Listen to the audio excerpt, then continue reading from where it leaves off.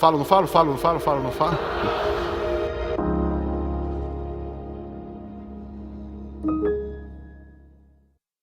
Olá, graça e paz, como estão vocês? Gratidão por nos ouvir. Hoje eu gostaria de falar com você da importância de um tema chamado posição ou a justiça. Justiça temos entendido que é uma posição que nós temos. Justiça é um lugar, justiça é uma posição que Jesus, com a sua obra, alcançou para o homem, alcançou para aqueles que nele creem. Ou seja, Jesus, na cruz do Calvário, ele cancelou as dívidas, ele cancelou a culpa, ele cancelou as impossibilidades de comunhão com Deus, as impossibilidades de acesso a Deus, de comunhão com Deus. E ainda mais, ele nos deu a posição de perdoados ou justificados e também a posição de filhos. Nos colocou, nos deu, nos conferiu essa graça de sermos então, termos a posição de justos, perdoados, justificados e também a posição de filhos e por ser filhos a posição de herdeiros. Isso é justiça, esse é o conceito que explica a justiça de Deus. Essa é a justiça de Deus. Ou seja, Jesus veio para estabelecer esta justiça. E aqueles que nele creem possuem essa justiça. Mas então, justiça fala de posição, uma posição especial, uma posição que traz privilégio, uma posição que traz acesso, principalmente, uma posição que traz também palavra de governo, palavras de autoridade, né? Ser atuante no reino do Senhor.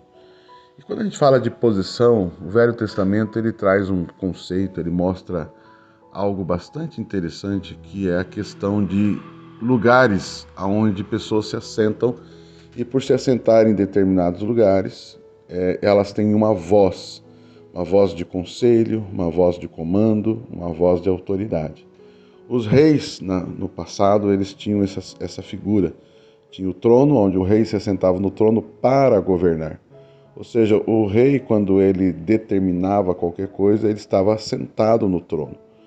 Ou seja, estar sentado no trono e falar a partir do trono significava autenticidade, confirmava que ele tinha autoridade. Ele estava na posição certa para poder definir um decreto, uma ordem, um comando de guerra ou de qualquer outro tipo de comando de governo, porque ele estava sentado no trono. Mas ao redor do rei havia conselheiros que também tinham suas cadeiras, seja física, mas seja a posição de conselheiros, onde eles tinham uma voz e o rei levava em consideração aquela voz, né? Então, vozes. O Davi, por exemplo, ele tinha essas cadeiras, tinha o comandante do exército, tinha o comandante da guarda real, da guarda pessoal, ele tinha também o sumo sacerdote, e ele tinha também um profeta, e ele tinha também os seus filhos, os príncipes, que também tinham o poder de falar. Inclusive a própria mãe, né? a esposa, a mãe, no caso, poderiam falar. Alguns reis tinham mães que falavam. Salomão, a gente vê isso na vida de Betseba, a gente vê isso em algumas pessoas. E Davi, nós vemos isso também, né? Alguns reis, e Davi também era, a esposa tinha uma certa autoridade, influência, voz a ser ouvida. Isso é muito interessante, né? Davi tinha, né, pessoas muito especiais ao seu redor. E assim também eram os outros reis. E eu creio que isso é um símbolo, é uma sombra, uma simbologia do que hoje é em Cristo Jesus. O modelo é muito, muito parecido. É uma sombra muito parecida com o original, e o original é Cristo. O original é Jesus e o seu trono e o reino de Deus. Para não entendermos isso, eu escolhi aqui um texto que fala sobre essa posição. Olha só que interessante. A história de Ruth e Boaz. Boaz, todos sabem que é aquele homem que veio redimir, que veio ser o remidor da família de Noemi, né? Enfim, ele tinha o direito, por ser parente, de remir, né, a terra do esposo de Noemi, mas também, enfim, ali a família de Noemi, no caso Ruth. Mas havia um outro que tinha uma autoridade maior, mas que se esse abrisse mão, poderia então Boaz assumir esse papel na vida de Noemi e na vida automaticamente de Ruth. Quando surge essa situação de Boaz querer assumir esse papel na vida de Noemi e, no caso, de Ruth, ou seja, gerar um descendente dessa família, desses homens que morreram, e assim remir a vida de Noemi e a vida também de Ruth, né, por consequência. Boaz, antes de tomar essa decisão, de fazer isso, ele precisava de uma palavra, ele precisava de uma direção, de uma autorização, de um conselho. E aí olha só o que diz a Bíblia em Ruth, capítulo 4, versículo 1. E Boaz subiu à porta e assentou-se. Olha aqui a palavra, subiu à porta. Porta na Bíblia fala, não é um portão da cidade, na verdade, onde os líderes se sentavam para conversar, debater assuntos, decidir negócios, né? Então era costume da época, os anciãos, as figuras de autoridade, sentar-se na porta para conversar e tomar decisões e também definir conselhos para as autoridades da época. Boaz subiu a porta e assentou-se. Quando ele diz isso, ele tomou uma posição de conversa, ou seja, existe um assunto a ser tratado aqui. Assentou-se ali, aonde? Na porta, nesse local de autoridade. E eis que o remidor de que Boaz tinha falado, que é a pessoa que tinha uma autoridade maior do que a dele em relação a Noemi e Ruth, a pessoa ia passando e disse-lhe, ó fulano, vem cá e assenta-te aqui. Ou seja, nós precisamos assentar, assumir a nossa posição que temos e assim conversar a partir da posição que temos. Olha que coisa interessante. Então senta-te aqui. E desviou-se para ali e assentou-se. E o senhor provavelmente, assentou-se ali. Ou seja, sim, quero conversar, vamos conversar, estou disposto a te ouvir.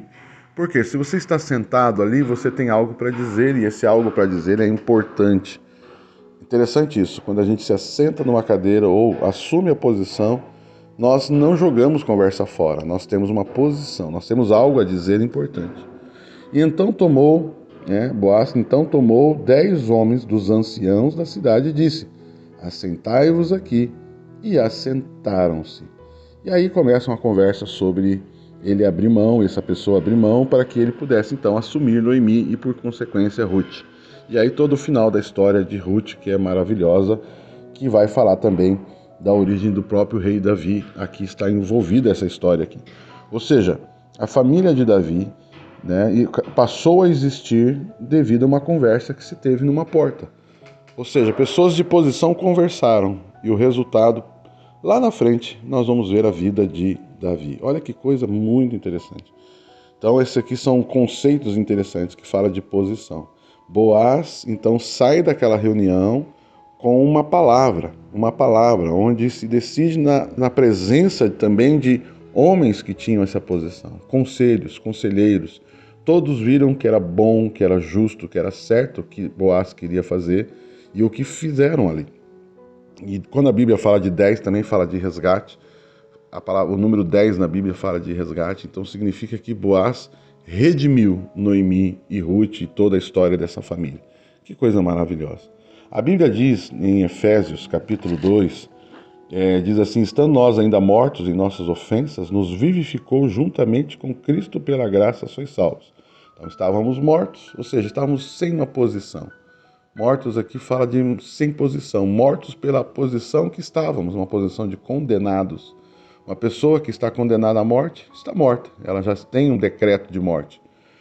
E assim éramos nós, vivemos fisicamente falando, mas com uma condenação, uma palavra de condenação. Mas diz, e nos ressuscitou juntamente com ele, e nos fez assentar nos lugares celestiais em Cristo Jesus. Ou seja, agora que somos salvos pela graça, foi dada a nós uma posição.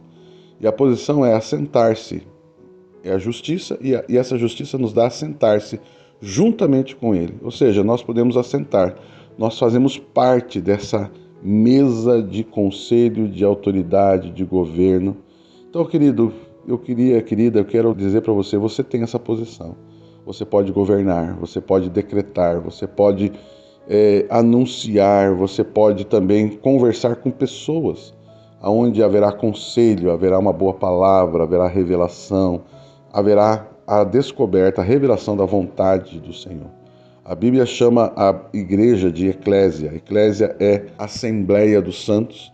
A assembleia é as pessoas saem das suas casas e vão a um lugar assentar-se para cultuar, para ouvir, para declarar, para governar. A igreja é um lugar assim. A igreja tem esse papel na sociedade. Um local onde pessoas se assentam para, em primeiro lugar, cultuar a Deus. Em segundo lugar, servir e salvar vidas. E em terceiro lugar, ser uma voz de governo, de influência na sociedade. E definir o reino de Deus sobre a terra. A vontade de Deus do céu aqui na terra. Que maravilhoso isso. E eu e você que estamos na igreja, somos salvos, somos redimidos, ressuscitamos com Cristo. Hoje, assentamos nesse lugar. Em primeiro lugar, porque somos salvos, mas também quando nós fazemos parte do corpo de Cristo. Nós fazemos parte da eclésia. E nós, como eclésia, assumimos, recebemos dons, ministérios, papéis específicos, e assim podemos ajudar, fazer parte do trabalho desta igreja sobre cultuar a Deus, servir pessoas e influenciar a sociedade através do reino de Deus. Nós fazemos parte disso. Então, ser salvo, ser redimido, ter o nome escrito no livro da vida, ter os pecados perdoados, ser justificado, isso é um ponto maravilhoso. Mas isso também nos dá um lugar de acesso, um lugar de se assentar e assentar-se para fazer parte dessa estrutura de governo que existe sobre a terra. Se a igreja, se a eclésia entendesse que o seu papel é esse, né? Salvar vidas, servir pessoas, né? E influenciar a sociedade. Que coisa tremenda. Então eu queria deixar esse pensamento para você. Hoje mesmo se assente através da posição que você tem, justo, justificado, filho de Deus, herdeiro de Deus, mas também uma voz de governo, autoridade. Receba e descubra o seu chamado, descubra o seu ministério, discirna os dons espirituais que Deus tem dado para você, os dons ministeriais que Deus tem dado para você. Some-se a uma igreja, some-se a uma eclésia, né? Ou viva a eclésia, assuma o seu papel, assuma a sua cadeira. Assim como os reis tinham pessoas que o serviam, o ajudavam, eu e você também podemos estar sentados nesses lugares. Amém? Então eu queria deixar você esse pensamento para você. Essa cadeira fala de cadeira de filho de Deus, herdeiro de Deus, salvo e redimido, justo e justificado, mas a mesma cadeira fala também de um papel, de um ministério, de um serviço a ser oferecido em prol do culto a Deus, adoração a Deus, salvar vidas, abençoar pessoas e influenciar a sociedade, mas sempre através da igreja. Sempre através da igreja. Quando uma pessoa sozinha faz algo por alguém ou por uma sociedade, uma comunidade, isso é maravilhoso, isso é lindo, mas a glória vai ficar com ele. Quando essa mesma pessoa faz algo ligado à igreja, pela igreja, na igreja, a glória vai para Deus. Deus é exaltado, o nome de Jesus é glorificado. Então eu quero deixar esse pensamento, essa palavra, edificação para a sua vida. É uma alegria falar com você.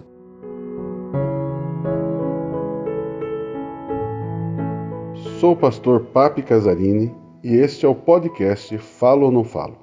Compartilhe essa mensagem para que mais pessoas sejam edificadas e me siga nas redes sociais. Continue abençoado.